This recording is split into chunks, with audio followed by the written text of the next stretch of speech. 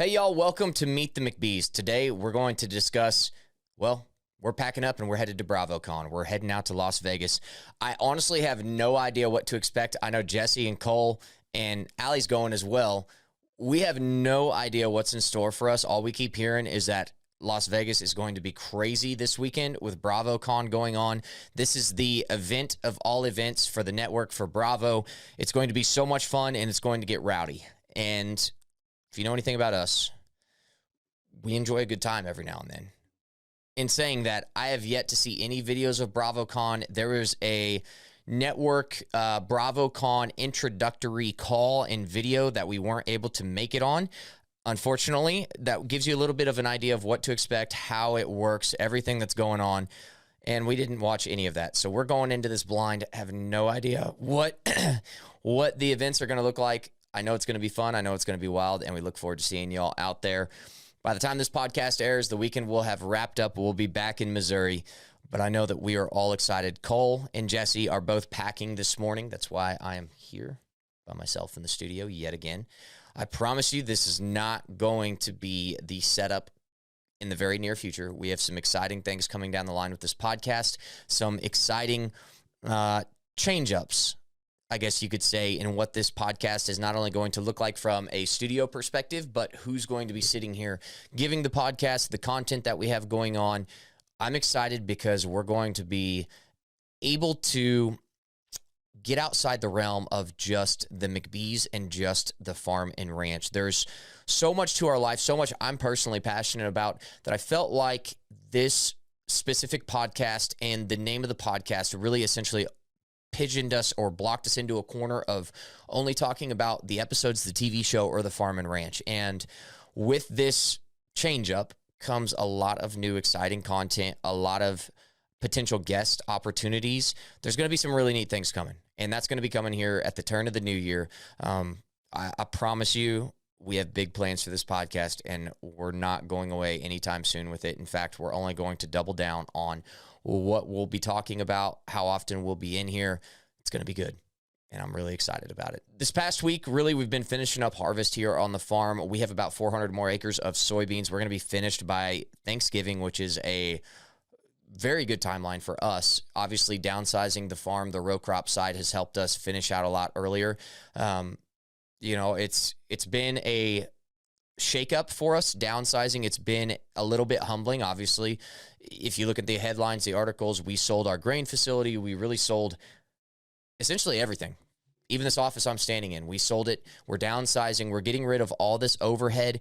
And to me, I talked about it a couple weeks ago on this podcast, that a humbling experience in life is a very good thing if you use it properly. And I think that that is what we're going to do. I know that's what we're going to do.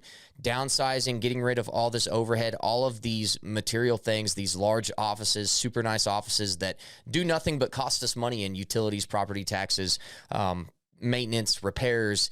It's all a giant headache, and there's no ROI. There's no actual income that comes from a fancy office. You could sit in a 10 by 10 room that has no windows with a computer and accomplish 10 times more without being distracted than you would in a fancy office. So I'm excited about what we're doing, the path that we're on moving forward. It's been a difficult 12 months. We've had some very serious meetings about where we are from a financial state of the company to where we're headed over the next 3 to 5 years. And honestly, I've said it over and over again in the podcast leading up to my dad's sentencing and even after, that we are in a better place as a company, as a culture, as really figuring out our identity and where we want to go in the next 3 to 5 years than I have ever felt here. And that is such an exciting thing to be around. So even though we've gotten knocked down a couple steps on the totem pole, a little bit of a humbling experience packing up and moving out of our office and working out of a 10 by 10 room with no windows and just a computer, it's going to be good for us. I'm excited. And again, cannot begin to thank y'all enough for all of the support y'all are showing us, all of y'all tuning in. There's a Facebook page. It's, I think it's called Everything, the McBee Dynasty. We talk about everything, I think, is the name of the Facebook page. There's like 40,000 of y'all in there. I really appreciate, and I go through those messages all the time. Like, we are very, very active on social media while we're, any downtime at night, early in the mornings. We're looking through the comments, trying to respond to as many as we can, trying to respond to as many DMs as we can. Obviously, as we grow, as the pages grow, as the fan base grows, that's not going to be feasible for us to respond to each and every message, but we do our best to try and get back to each and every one of you, because it means a lot to us that you have a vested interest in our lives, in our farm, in our family. We don't take that lightly, and we want to make sure that we reciprocate and show you that we care and that we truly appreciate everyone that tunes in for us. There's a podcast that was just released as of this recording right now. It would have been 2 or 3 days ago that I did with Savannah Chrisley. And I think I went into a little more depth than I usually do as far as my dad's situation. I knew the sentencing was going to be over by the time it was released. We filmed that, I want to say it was about 5 or 6 days before my dad's sentencing, maybe a week before. So we were just leading up to the sentencing. I, of course, had high hopes that it was just going to be probation. So, I was a little shell-shocked after the sentencing happened. But leading up to that podcast, I knew that it was going to be post-sentencing that it was released. So I just talked about things that have been on my mind, things that I've kept, held close to my chest while leading up to my dad's sentencing. Just wanted to talk about how whenever you are not involved in the judicial system and you see headlines or articles, you almost have this preconceived notion that the world is black and white. And I think it's you're naive to what you don't know. And I was the exact same way. So growing up over the last few years, you'd see someone indicted or charged with something, and you just automatically assume that they're a horrible person and that they're a criminal, and that the article, everything states in the article, is true. And what you realize whenever you're going through this, and I think the first time was when I was on my dating show, and this has nothing to do with anything judicially, but you just realize how distorted and how exaggerated headlines and articles are that you read from the media. And you realize they are meant to drive an emotion or meant to be clickbait. Obviously, we've heard the term clickbait before. And like in my dating show, there was one time, there was an article that I read, I can't remember who posted it, but it was something like, are these ladies in it for love or money? This bachelor has $10 million in his bank account. I've never sniffed $10 million in my bank account. But again, that's the exaggeration that you get in an article. And it's the same way with my dad's situation. You see all of this facing up to 30 years in prison, millions upon millions upon millions of dollars. I mean, there's just so much exaggeration rather than the actual truth. And so you start to take things with a grain of salt. And whenever you realize and have your eyes open to what's really going on in the media and how it is strictly for attention and catching eyes and getting that click, you start to realize that you shouldn't prejudge just based on what you read online. And unless you know a person or unless you know a situation intimately, really there's no need to have a opinion.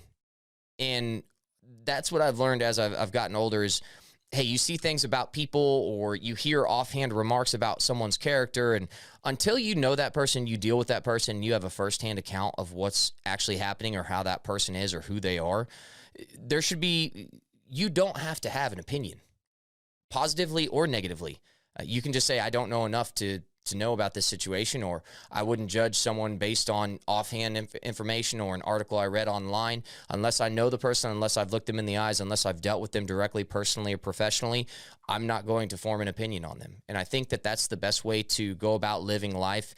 And it's something that I've spent enough time around wealthy people to understand they understand this point. Like, you will never have someone that is more successful, wealthier than you, in a better familial situation, that has a better family, marriage, whatever it may be. They will never spend their time degrading someone else that is lower than them.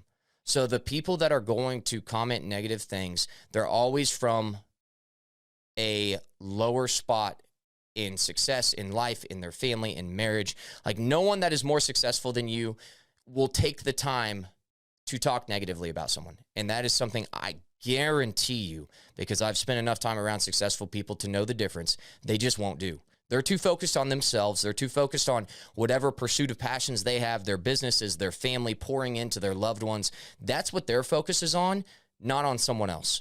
Hey y'all, if you haven't had a chance yet to check out our newest sponsor, Schaefer Outfitter, now is the time, because we are coming up on outerwear season and that is what they do best. Now, depending where you are, it may still be hot, and they've got great lightweight performance shirts and pearl snaps for that exactly. And if you're up north or on the coast, you know that brisk weather is just around the corner, and Schaefer Outfitter has the perfect functional layers, vests, denim shirts, jeans, their signature coats and jackets, whatever you need. It's going to fit well, be comfortable, and perform like you expect it to. This is high-quality apparel from a family-owned, authentic Western brand. Check them out at SchaeferOutfitter.com and use code McBee for 15% off your first order. We've been wearing Schaefer Outfitter since long before they were our sponsors. In fact, I've had this vest for about 5 years now, and we're excited to spread the word with our fans. The feedback that we've gotten so far from folks that have tried them out is that the clothing was even nicer out of the box than what they expected from the website and the photos. So give them a look. Again, that's code McBee during checkout for 15% off at SCHAEFER Outfitter.com.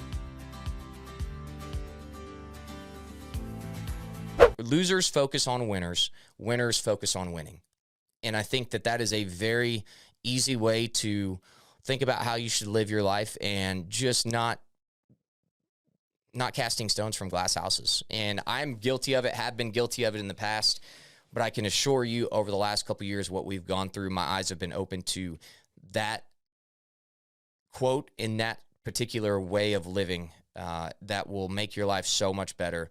And honestly, what I've never understood or what I haven't understood over the last years, to go out there and leave a negative comment or to talk badly about someone or to try and trash someone's character, name, reputation, business whenever you don't personally know them or have never dealt with them, what do you get out of that?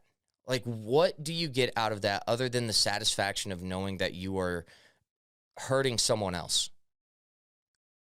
Truly.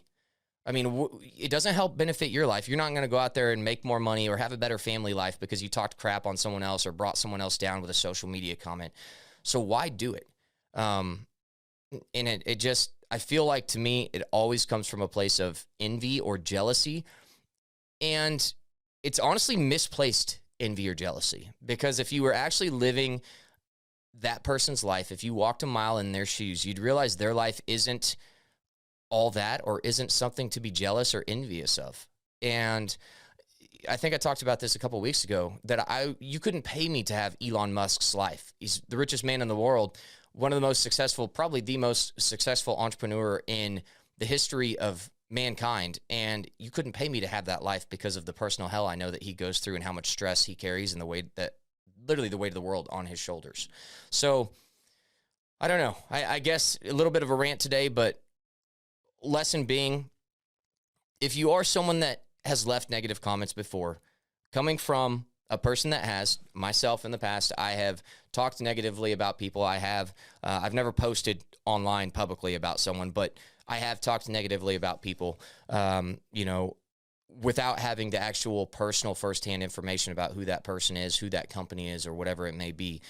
Maybe just think to yourself, by taking the time to leave this negative comment, by talk about this person negatively, that is that much time that I'm taking away from my own family, my own success, my own personal, professional improvement in life. And I think that does a good job of making sure that your focus and your prioritization is on the right things, which should be yourself, your family, your business, your own life. People that are working to improve their lives are so busy on themselves, they don't have time to think or worry about someone else's life, let alone comment negatively. So, yeah, a little bit of a rant this morning. I think that's all I got for today. I could come in here and talk for hours, and I'm looking forward to the turn of the new year. Again, the rebrand of this podcast is going to be really, really good. We're going to be diving into some seriously deep content beyond just farming, beyond just the TV show. Really my personal passions that I've held for the last decade. We're going to be bringing in some great guests, some very interesting guests. Between my network, between Allie's network, there are going to be some really cool conversations to be had at the turn of the new year. So thank you all for tuning in. We're going to get packed up, head to Vegas. We're also going to get packed up and get out of this office.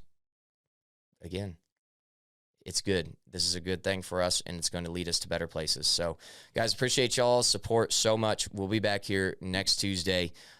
every single Tuesday from here on out, aside for some holiday weeks. Meet the McBees. Big things to come. See y'all next time.